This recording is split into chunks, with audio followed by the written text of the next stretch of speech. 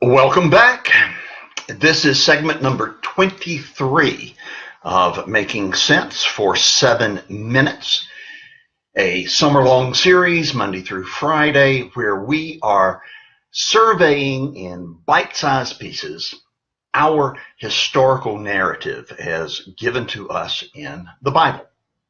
And, as always, asking the immeasurably relevant question, so what? Now, I have a quiz for you.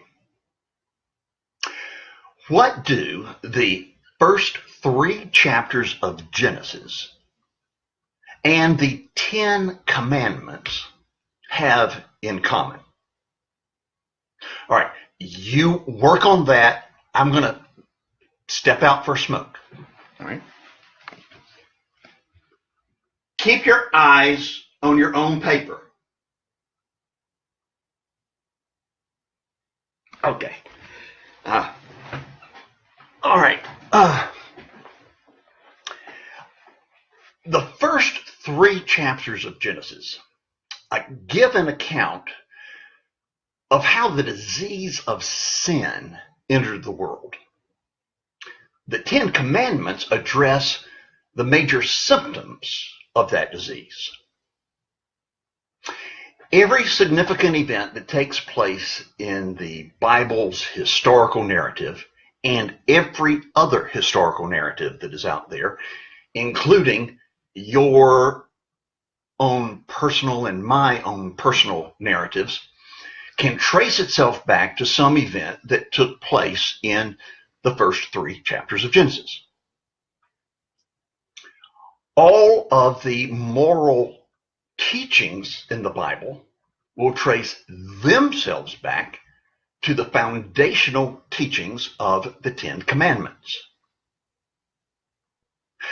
If you want to have a comprehensive understanding of the unfolding narrative in the Bible, you have to have a good understanding of what took place as recorded in those first 3 chapters. If you want to have a comprehensive understanding of the moral teachings of the Bible, you have to be grounded in the teachings of the 10 Commandments. So, as we look at the 10 Commandments, we see that they not only address our choices, but also our character. Not only what we do with our hands, but where we keep our hearts. So, it should come as no surprise that when Jesus is teaching concerning some of these issues, he'll say, basically, for example, if you hate somebody, you're just as guilty as if you had murdered them. What? You don't believe me? Fine. Read the 5th chapter of Matthew. It's about 1/3 of a sermon that we refer to as the Sermon on the Mount. Now, Jesus does not say it's just as bad for you to hate as it is for you to whack somebody. No, it's much worse to take somebody's life. The loss is greater, the damage is greater, the impact on your victim's family and friends and the community at large make it greater. But what's the first step toward murdering someone? Hating them. If you never hate them, guess what you will never do? Murder them. It's all part of the same continuum, the same package. And your heart determines what your hands destroy. Primary issue is always not what you do, but who you are. And I highly doubt that the Lord is ever going to come along and say, boy, it's a good thing your gun jammed.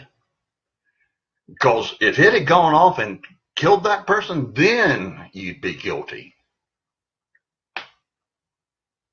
By the same token, Jesus also teaches during this same sermon, you've heard that you're not to commit adultery. But I tell you, if you lust after a woman, you've committed adultery in your heart. Now again, that's not to say that he's saying lusting is as bad as adultery. The damage that adultery causes is far greater. But again, the question of guilt goes to the question of character. And if you've never lusted after someone, guess what you'll never do? It's part of a continuum, a total package. But here's where I have to come to a screeching halt, because there is a huge misunderstanding about what it means to lust after someone. And a lot of people feel guilty about lusting when they haven't done any such thing.